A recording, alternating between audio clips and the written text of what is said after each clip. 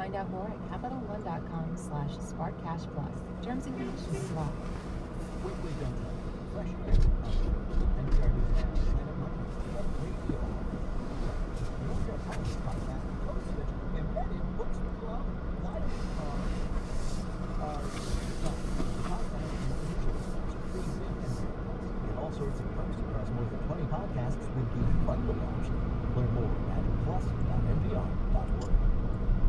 Nels Storm is a classically trained French chef, but these days he's not making bouillabaisses and cassoulets because, for starters, those things might be kind of hard to serve in a movie theater.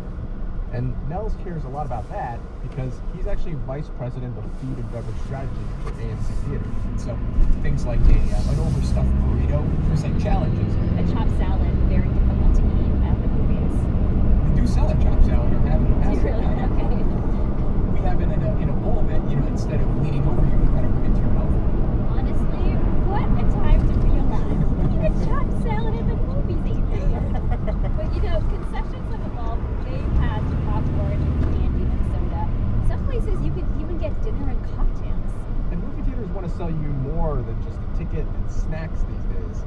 Nels also oversees merchandise for AMC.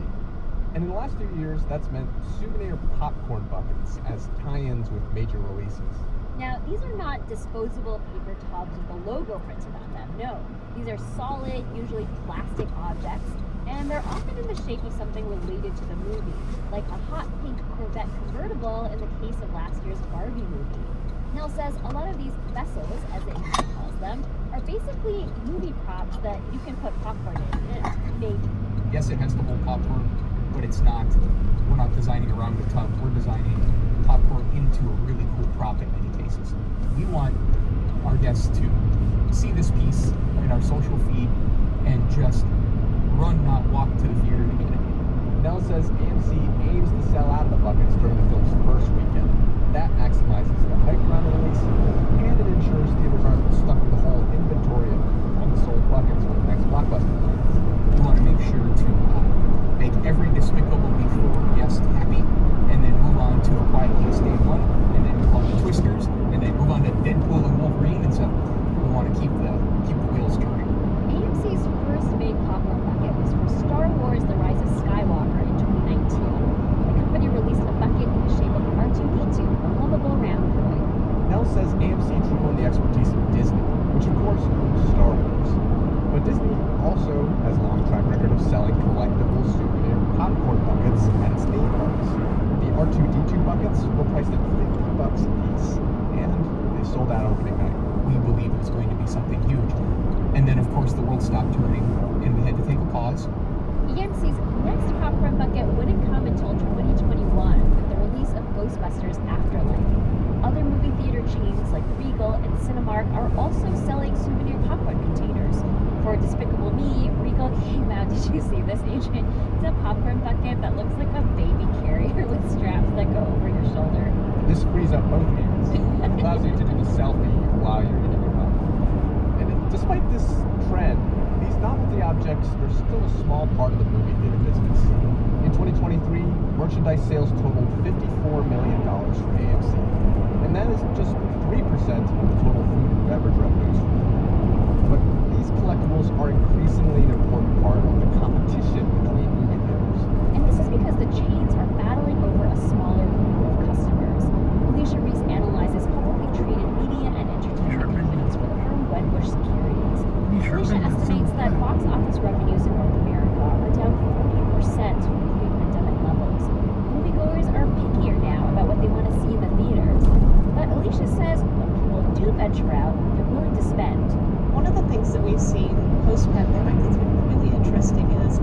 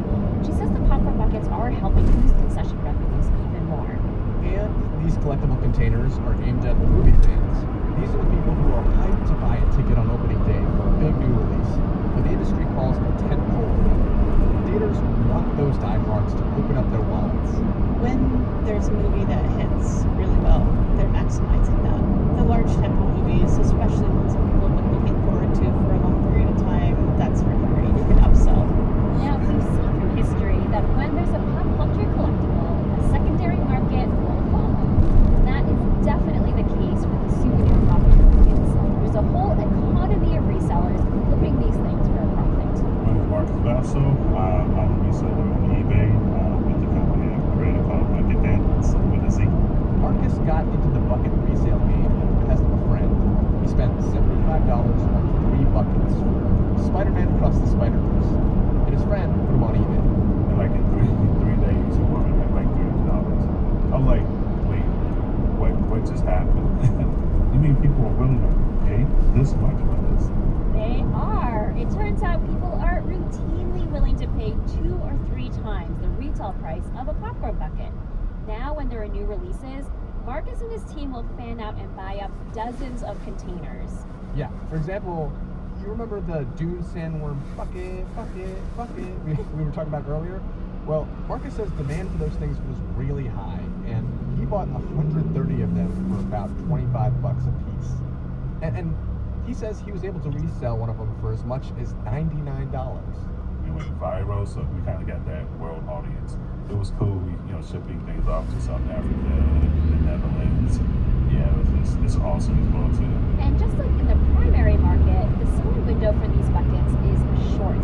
Marcus puts it at 2 weekends. So if he bets big on a container for a movie that flops, well, let's just say that he's still trying to offload a couple buckets for the Garfield movie that came out in May. I didn't even know there was Garfield. So that's the problem with the nutshell, Adrian. People took to this movie like Garfield takes to Mondays. Meanwhile, back at AMC, Nell Storm says there's even more movie merchandise coming. The company's rolling out hundreds of souvenir kiosks at its locations that'll sell things like keychains and posters. And Nell says there's also an opportunity to sell popcorn buckets for theatrical re-releases of classic movies, as long as the Hollywood studios are on board. I'd love to, if we re-release Caddyshack, you can bet we'd have gophers and golf bags and all the fun things happening 100%. Adrian, if you could turn a movie prop from your favorite movie into a collectible popcorn bucket, My first answer would be Zoolander.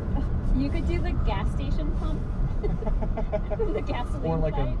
an orange mocha frappuccino cup. That'd be really good. We wanted to take a moment as the year comes to a close to say thanks. Your support is what keeps NPR and The Indicator going. An easy way to support our work is through NPR Plus. If you've already joined, we really appreciate it. If you've never given to public media or you haven't in a while, we would love for you to consider it. A small recurring donation gets you perks for more than 25 NPR podcasts, like sponsored free listening and bonus episodes. Go to plus.npr.org for details. Thanks again for being part of the public media community. This episode was produced by Caitlin Katz-Kim, and Richie was engineered by Robert Rodriguez. It was fact-checked by Sierra Juarez. Kiki Candid is the show's editor, and The Indicator is a production of NPR.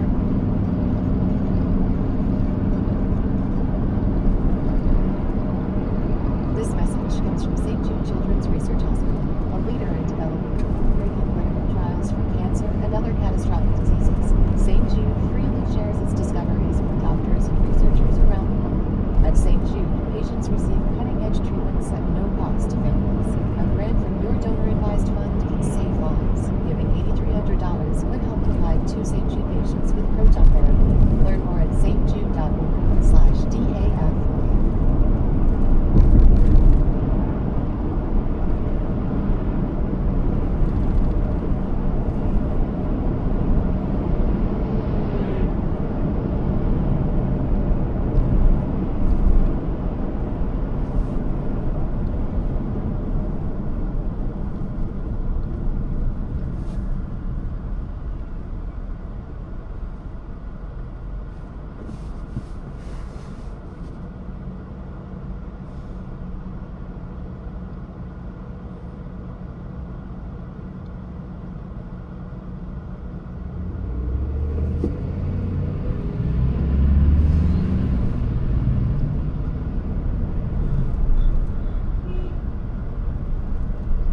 It's a red light, you fucking genius.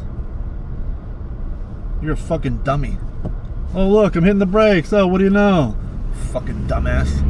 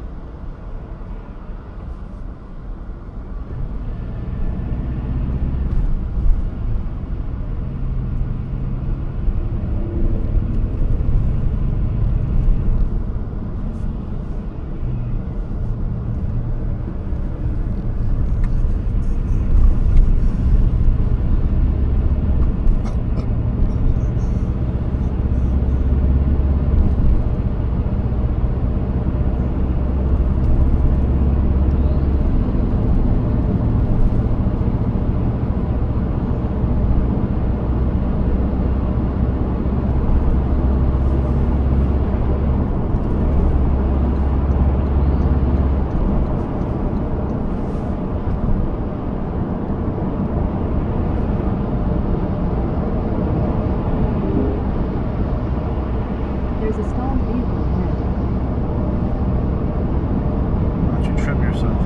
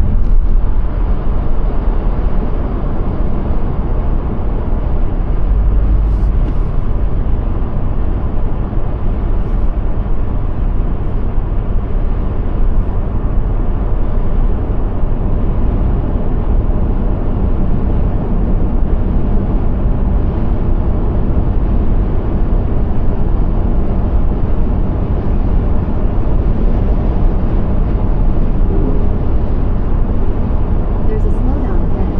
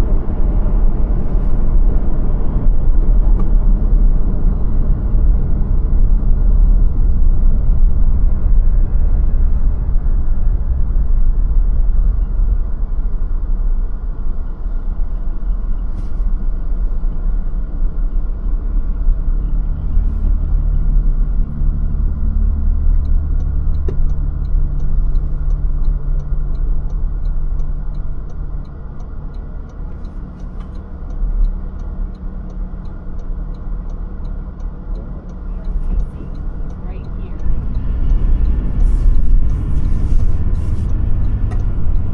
Live from NPR News in Washington, I'm Lakshmi Singh.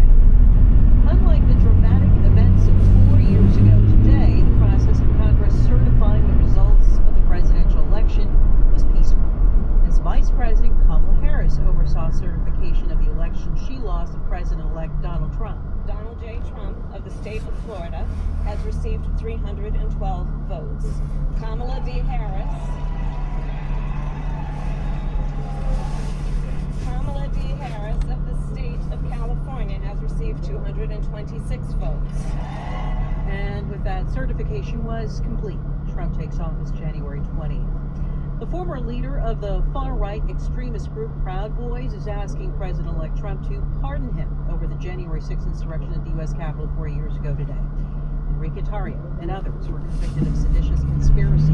His is among more than 1,500 federal cases tied to the deadly riot during Congress certification of the 2020 election. Trump lost to then-President-elect Joe Biden.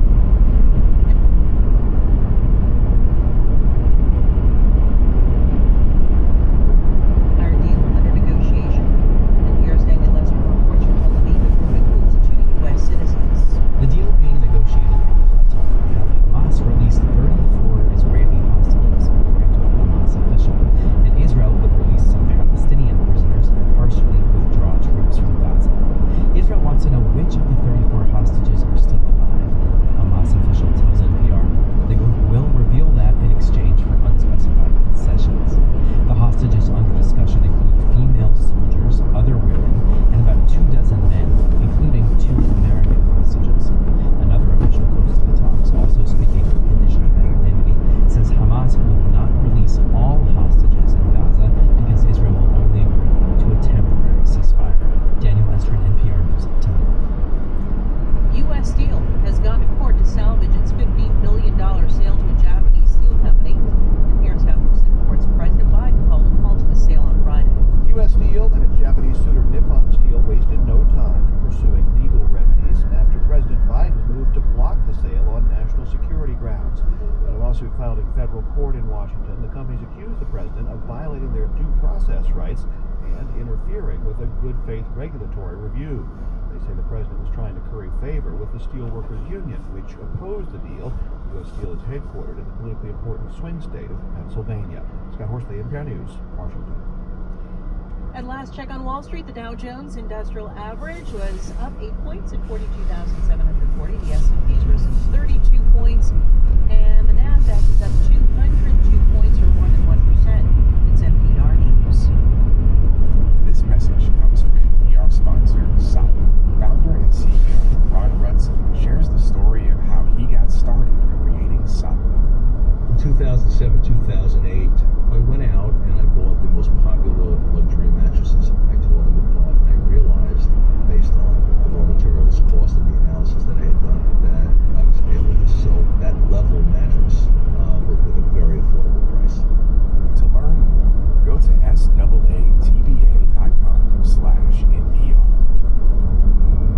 Tis the season for rich meals, twinkly lights, and New Year's resolutions.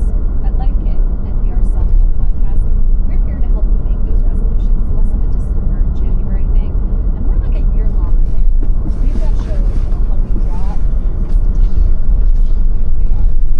Get the tools you need all year round with the Life Kit podcast.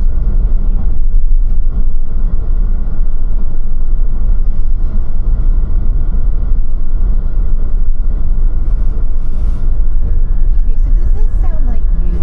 You love NPR's podcast, you wish you could get more of all your favorite shows, and you want to support NPR's mission to create a more informed public.